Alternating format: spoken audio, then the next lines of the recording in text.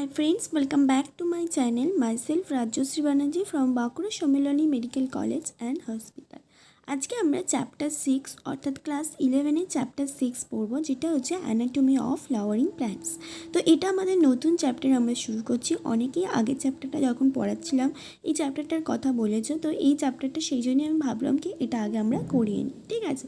তো এই চ্যাপ্টারটায় যেমন জিনিস বুঝতে হবে সেরকম একটু কিন্তু মুখস্থও আমাদের করতে হবে, নাহলে সব জিনিস যেমন আগেরটা ছিল টিস্যু চ্যাপ্টারটায় বেশিরভাগটাই আমাদের বোঝার ছিল, ঠিক আছে। তো বায়োলজির কিছু কিছু চ্যাপ্টার আছে পুরো বোঝা, যেমন মরফোলজিটা খুব বেশি বোঝার নেই, বেশিরভাগটাই মুখস্থ করা। তো এখানে হচ্ছে 50-50 ধরে রাখতে পারো, যে কিছুটা আমাদের বুঝতে হবে, বুঝে জিনিসটাকে মুখস্থ করতে হবে। ওকে, তো চলো আমরা শুরু করি আমাদের নতুন chapter anatomy of flowering plants. কি বলছি দেখো, you can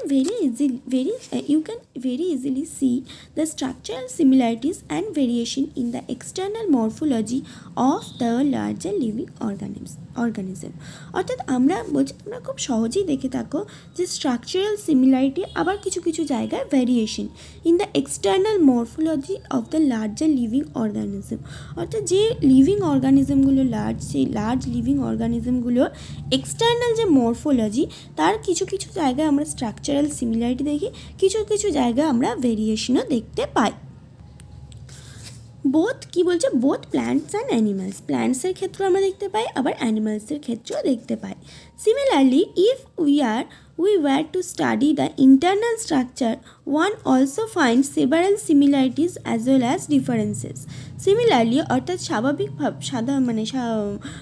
ওই রকমই আর কি, if we were to study the internal structure, যদি আমরা ইন্টারনাল স্ট্রাকচার দেখি, অর্থাৎ এটা হলো এক্সটার্নাল মরফোলজি, যদি আমরা ইন্টারনাল মরফোলজিটা দেখি তাহলে one also find several similarity as well as difference. অর্থাৎ যেমন বড় বড় যে organism, living organism means plants, animals, এদের যেমন এক্সটার্নাল যে মরফোলজি সেখানে যেমন কিছু কিছু জায়গায় সিমিলারিটি এবং কিছু কিছু জায়গায় ডিসিমিলারিটি অর্থাৎ ডিফারেন্স আছে, ঠিক তেমনই ইন্টারনাল স্ট্রাকচার অর্থাৎ এক্সটার্নাল স্ট্রাকচারে যেমন সিমিলারিটি এবং ডিসিমিলারিটি আছে, ইন্টারনাল যে স্ট্রাকচার সেখানেও কিছু কিছু জায়গায় সিমিলারিটি এবং কিছু কিছু জায়গায় ডিফারেন্স আছে।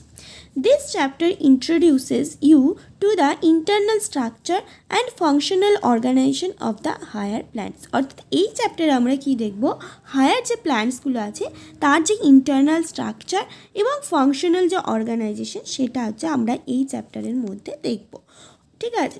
Study of internal structure of plant is called anatomy. অর্থাৎ প্ল্যান্টের আমরা যদি ইন্টারনাল স্ট্রাকচারটাকে স্টাডি করি সেটার নাম কি, এটার নাম বলছে অ্যানাটমি। শুধুমাত্র প্ল্যান্টে কিন্তু নয়, এটা দেখো সেই জন্য বলছে অ্যানাটমি অফ ফ্লাওয়ারিং প্ল্যান্ট। তোমরা যখন MBBS পড়বে, যখন আমরা হিউম্যান বডি যখন ইন্টারনাল স্ট্রাকচার আমরা দেখব, তখনও সেই সাবজেক্টটাকে আমরা অ্যানাটমি বলবো, তখন একটা সাবজেক্ট থাকবে অ্যানাটমি বলে। ওকে, MBBS ফার্স্ট ইয়ারে আমরাও পরীক্ষা দিয়ে এসেছি, সেখানে কী কী থাকে, 3টে সাবজেক্ট থাকে আমাদের, অ্যানাটমি, ফিজিওলজি অ্যান্ড বায়োকেমিস্ট্রি। ওকে, তো অ্যানাটমিতে আমরা কিন্তু এই অ্যানাটমি অফ হিউম্যান বডি পড়ি। এখন যেমন অ্যানাটমি অফ ফ্লাওয়ারিং প্ল্যান্টস পড়ছো, তো এই প্ল্যান্টস যা মানে যে জন্যই আমরা এই চ্যাপ্টারটা পড়ছি কি MBBS-এ পাওয়ার জন্য, MBBS-এ পাওয়ার পর কিন্তু এই চ্যাপ্টারটার কোনো একদমই কোনো কাজের নয়, কারণ MBBS-টা আমরা মানে যে ডাক্তার আমরা হব সেটা হিউম্যানসের ডাক্তার হব, নট প্ল্যান্টস।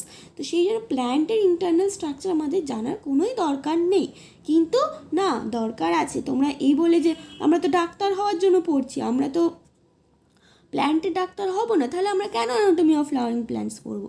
তো এই বলে যেন ছেড়ে দিও না, কারণ তোমাদের কেন পড়বো সেটা তোমরা MBBS-এ পাওয়ার পর বলতে পারো, কিন্তু MBBS-এ পেতে গেলে আমাদের এটাই পড়তে হবে, এই চ্যাপ্টারটা আমাদের MBBS-এ পেতে গেলে পড়তে হবে। অর্থাৎ আমরা পাওয়ার পরে আমরা বলতে পারি যে আমি MBBS-এ পেয়ে গেছি চান্স, এখন আমি মানুষের ডাক্তার হব, তো প্ল্যান্ট আমি পড়বো না, তখন তোমাদের এই চ্যাপ্টারটা থাকবেও না। কিন্তু এখন কিন্তু তোমাদের এটা দরকার, কারণ এখন আমাদের একটা MBBS-এর সিট দরকার এবং সিটের জন্য আমাদের নিট পরীক্ষা দিতে হবে। নিটের সিলেবাসে আমার এটা আছে, অর্থাৎ নিটের কোশ্চেন এটা থেকে আসবে, 1 থেকে 2 কোশ্চেন আসবে এবং সেটা আমাদের ঠিক করতে হবে, তবেই আমরা হিউম্যানসের ডাক্তার মিন্স MBBS একটা সিট পাবো। সেই জন্য এখন কিন্তু আমাদের এই চ্যাপ্টারটা ইম্পর্টেন্ট, এটা মনে করো না কি ইম্পর্টেন্ট নয়, কিন্তু অতটাও ইম্পর্টেন্স দিও না যে এনসিইআরটির বাইরে থেকে আমি অনেক কিছু পড়ে নিলাম এই চ্যাপ্টারটা সম্বন্ধে, যাতে আমরা এক্সট্রা কভারেজ কোশ্চেন করতে পারি, সেরকম করো না, কারণ সেইভাবে কোশ্চেন দেয়ও না এখান থেকে। ফিজিওলজি, যে হিউম্যান ফিজিওলজি আছে, ওখান থেকে তোমরা করতে পারো, যে বাইরের কিছু বই, মনে করো তোমাদের এনসিইআরটি হয়ে গেছে, তোমরা বাইরের কিছু রেফারেন্স বই তোমরা বসে বসে ফাঁকা সময় পড়লে, কিন্তু এই চ্যাপ্টারটা থেকে পড়া হচ্ছে বেকার, এই চ্যাপ্টার থেকে পড়বে না, কারণ যারা কোশ্চেন সেট করে তারাও জানে কি যারা এমবিবিএসে সিট পাবে তারা এই চাকরিটা তাদের কোনো দরকার নেই, কিন্তু তাও আমাদের তো একটা হিউম্যান বিইংস সম্বন্ধে, মানে আমরা একটা ডাক্তার হচ্ছি, তা বলে আমরা প্ল্যান্টে কিছুই জানবো না, এটা হয় না। তো সেই জন্য বেসিক কিছু জিনিস আমাদের জানতে হবে। তো সেই জন্য আমাদের শুধু এনসিইআরটি পড়তে হবে এই চ্যাপ্টারটার জন্য, অনলি এনসিইআরটি বাইরে একটা লাইনও আমাদের দরকার নেই। ওকে, তাহলে কি বলছে, অনেক কথা বললাম। This chapter introduces you to anatomy. Plants have cells as the basic unit, অর্থাৎ যেমন অ্যানিমালসের সেলস ছিল বেসিক ইউনিট, প্ল্যান্টেরও হচ্ছে বেসিক ইউনিট হচ্ছে cells. Cells are organised into tissue, অর্থাৎ সেলসগুলো টিস্যু হয়েছে, and in turn tissue are organised into the organ, অর্থাৎ সেল ছিল প্ল্যান্টের হচ্ছে বেসিক ইউনিট হচ্ছে সেল, সেলগুলো মিলে হচ্ছে টিস্যু হয়েছে, অনেকগুলো টিস্যু মিলে হচ্ছে অর্গান হচ্ছে। Different organs in a plant show differences in their internal structure, অর্থাৎ এই যে অর্গানগুলো হয়েছে, অর্গানগুলো যে ইন্টারনাল স্ট্রাকচার, সেখানে বিভিন্ন ডিফারেন্সেস আমরা দেখতে পাই। Within angiosperms, the monocot and dicot are also seen to be anatomically different, অর্থাৎ আমরা কি জানি জিমনোস্পার্ম এবং অ্যাঞ্জিওস্পার্ম আছে প্ল্যান্টের মধ্যে। তো এই যে অ্যাঞ্জিওস্পার্ম, তার মধ্যে আবার কি আছে, মোনোকট আর ডাইকট, একবীজপত্রী আর দ্বিবীজপত্রী বাংলায় বলতে গেলে। তো এই যে অ্যাঞ্জিওস্পার্মের আন্ডারে এরা দুজন পড়ছে, তাহলে যে এদের দুজনের অ্যানাটমিক্যালি যে সেম সেটাও কিন্তু নয়। এদের মধ্যেও বলছে within angiosperm the monocot and dicot আর also seen to be anatomically different, অর্থাৎ অ্যাঞ্জিওস্পার্মের আন্ডারে মোনোকট ডাইকট তাদের মধ্যেও আমরা কিন্তু অ্যানাটমিক্যালি ডিফারেন্স পেয়ে থাকি। Internal structures also show adaptation to diverse environment, অর্থাৎ ইন্টারনাল যে স্ট্রাকচারটা সেটাও কিন্তু যে ডাইভার্স যে এনভায়রনমেন্ট তাতে যে অ্যাডাপ্টেশন হয় তার কিন্তু সেটাও শো করে, যে ইন্টারনাল স্ট্রাকচারও কিন্তু অ্যাডাপ্টেড হয় ডাইভার্স এনভায়রনমেন্টের জন্য। শুধুমাত্র যে এক্সটার্নাল, যে অনেক সময় আমরা দেখে থাকি কি পাতা মানে লিফ থর্নে পরিণত হয়েছে, আমরা মরফোলজি অফ ফ্লাওয়ারিং প্ল্যান্টসে দেখেছি যে অনেক সময় এনভায়রনমেন্টের কন্ডিশনে যেখানে মনে করো জল নেই, জল খুব কম, মরুভূমি, সেখানে একটা পাতা থাকলে সেখানে বাষ্পমোচন হবে, তো বাষ্পমোচনের ফলে কি হবে, জল বেরিয়ে যাবে, একেই জল নেই মাটিতে, তার উপর জল আবার বেরিয়ে যাচ্ছে পাতা থেকে, তাহলে তখন কি করছে, পাতার সাইজ, অর্থাৎ পাতা একটা লিফ, তার সারফেস এরিয়া অনেক বেশি, সেটাকে সেই কী করছে, থর্ন অর্থাৎ কাঁটায় পরিণত করছে, তাহলে কি হচ্ছে, সারফেস এরিয়া অনেকটা কমে যাচ্ছে, ফলে সেখান দিয়ে যে জলটা বেরোচ্ছিল, আগে যে পরিমাণ বেরোচ্ছিল এখন তার থেকে কম বেরোচ্ছে, অর্থাৎ যে ডাইভার্স যে এনভায়রনমেন্ট, অ্যাডভার্স যে কন্ডিশন, যে জল কম, তার এতে কি হচ্ছে, মরফোলজি মানে যে এক্সটার্নাল যে স্ট্রাকচারটা সেটার হচ্ছে চেঞ্জ হচ্ছে, সেটা আমরা দেখে এসেছি।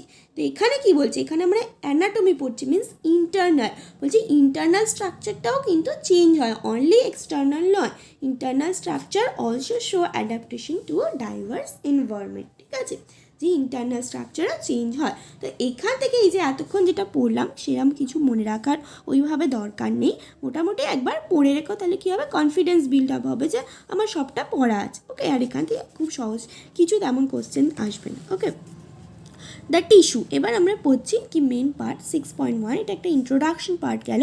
6.1 দ্য টিস্যুস, কী বলছে, a tissue is a group of cells having a common origin and usually performing a common function, অর্থাৎ তোমাদের এটা যেমন নিটের জন্য টিস্যুর ডেফিনেশনের এই যে পয়েন্টগুলো আমাদের মনে রাখতে হবে, যে group of cell, common origin, usually performing a common function, তো তিনটে পয়েন্ট আমাদের মনে রাখতে হবে।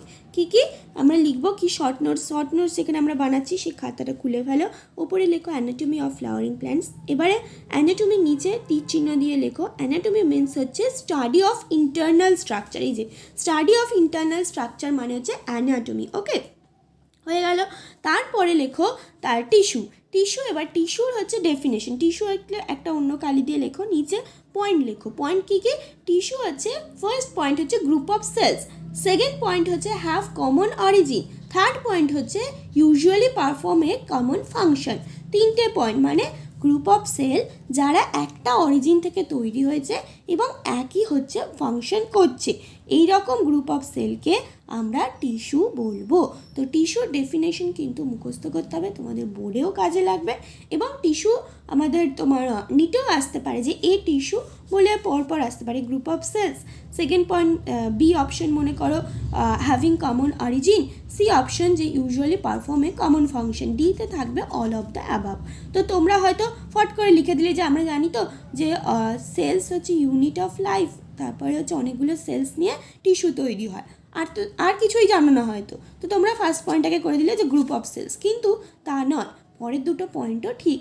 গ্রুপ অফ সেলস যখন তার একটা অরিজিন থেকে তৈরি হবে এবং একটা সেম ফাংশন করবে, তখন তাকে আমরা টিস্যু বলবো। গ্রুপ অফ সেলকে আমরা টিস্যু বলি না, অর্থাৎ আমাদের অপশন ডিটা কারেক্ট, যেটা অল অফ দ্য অ্যাবাভ।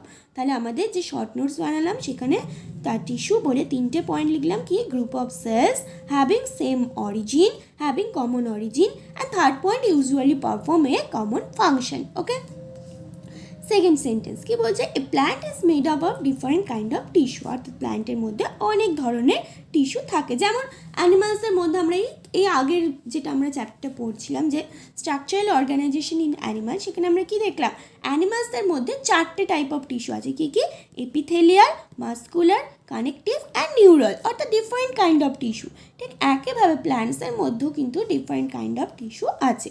অর্থাৎ আমাদের পরে যে পয়েন্টটা আসবে মেইন পয়েন্ট, সেখানে কি লিখবো, প্ল্যান্টস হ্যাভ বলে এরম তীর চিহ্ন দিয়ে different kind of tissue.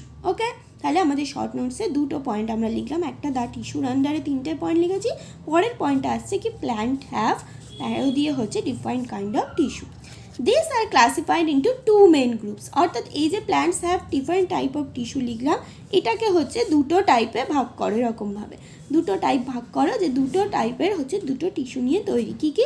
First হচ্ছে মেরিস্টেমেটিক অ্যান্ড সেকেন্ড হচ্ছে permanent tissue, based on whether the cell being formed are capable of dividing or not, অর্থাৎ কিসের ওপর বেস করে যে সেলটা ডিভাইড করতে পারে কি পারে না, সেটাও আমাদের একটা ব্র্যাকেটে লিখে রাখতে হবে, কি based on whether the cell being formed are capable of divided or not, অর্থাৎ সেলটা, সেটা তোমরা বাংলাতেও লিখে রাখতে পারো জাস্ট মনে রাখার জন্য, যে কিসের বেসিসে আমরা প্ল্যান্টের যে ডিফারেন্ট টাইপ অফ টিস্যু আছে সেটাকে দুটো ভাগে ভাগ করলাম। সেটা হচ্ছে টিস্যুটা ডিভাইড করতে পারে কি পারে না, তার বেসিসে আমরা দুটো টাইপে ভাগ করলাম। কি কি?